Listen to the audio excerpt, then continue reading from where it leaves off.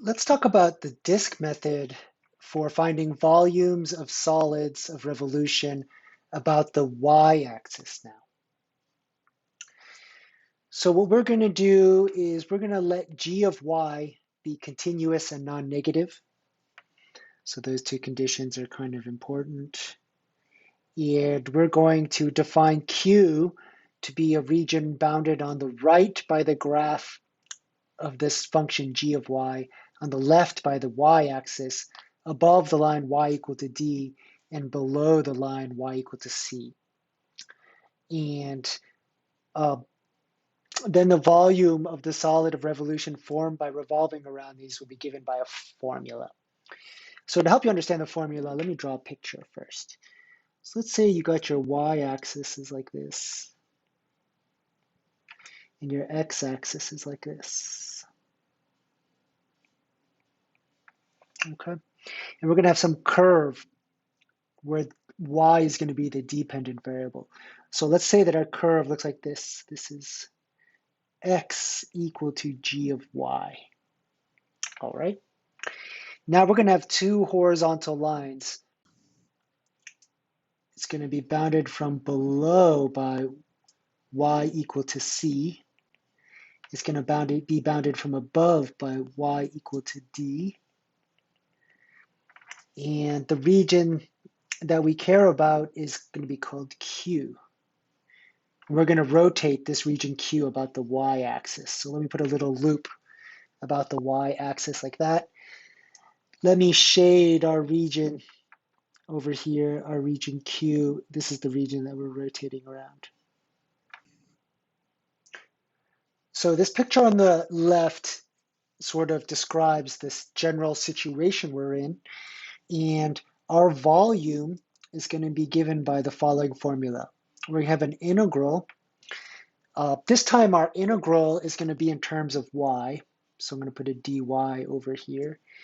And the lower limit of integration is going to be c, and the upper limit of integration is going to become d. And we're still going to have a cross-sectional area being the area of a circle. So it's still going to be pi times the radius squared. But this time the radius is given by the function g of y. So you'll notice that the big difference here is that y is our independent variable. So I just wanted to remind you,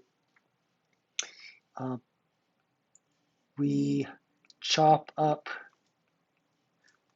perpendicular to the axis of rotation. So if we look at our picture, if I chop up perpendicular to the axis of rotation, then I hope that you could see that we have a little bit of thickness that lies on the y-axis. So that's going to give us a little dy right there. That little bit of thickness is the dy, which makes our whole integral in terms of y. Why don't we take a look at an example together? Let's take a look at example 4. Let me draw a set of axes over here. So we got our vertical y-axis like this. Here's y. We got our x-axis like this. Okay. And when I look at this curve is g of y is equal to 4 minus y. So when we go to graph this curve, we got to label the y-axis. Here's 1, here's 2, here's 3, here's 4.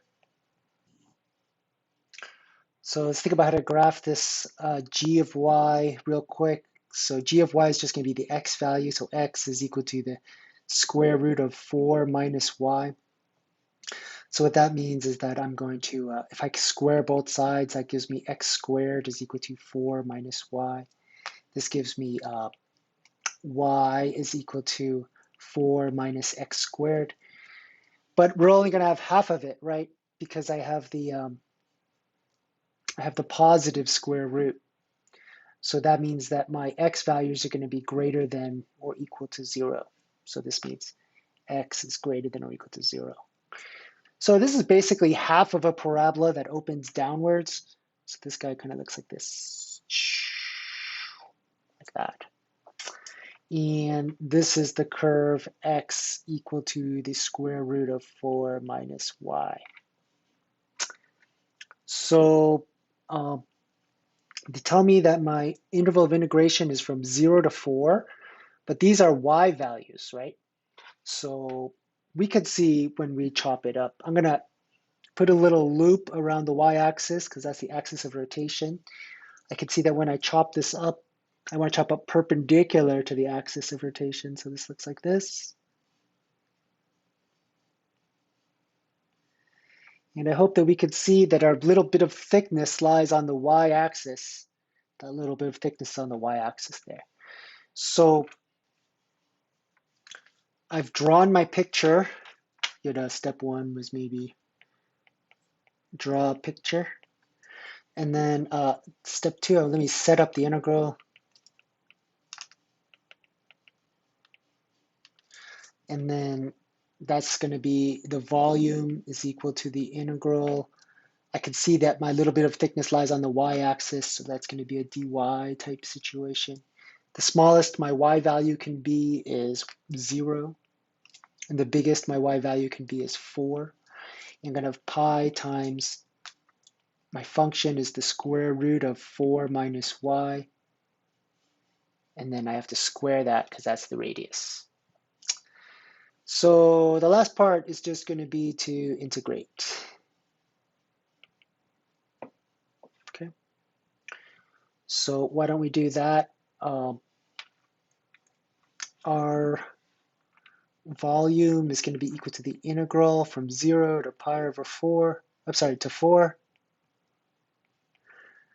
We can pull out the pi, and we're going to have the square root squared. So that just gives us 4 minus y dy like that. I can find the antiderivative. The pi stays there. The antiderivative of 4 is 4y. The antiderivative of negative y is negative y squared over 2. And I want to evaluate this as we go from 0 to 4. All right. So let's plug in these numbers. We're going to have pi times, we're going to have 16 minus 16 over 2. That's what you get when you plug in the 4, minus 0, minus 0. So I'm just going to write 0 there like that. And simplifying this down, we're going to get 8 pi. All right. Let me highlight that. And that's basically it. So this situation works very similar to revolving around the x-axis. Really, the main difference is that your independent variable is going to be y. So you have to adjust your upper and lower limits to be the lowest y value and the highest y value. And just as a quick reminder, we chop up perpendicular to the axis of rotation, and this is why our little bit of thickness lies on the y-axis. All right, everyone, take care.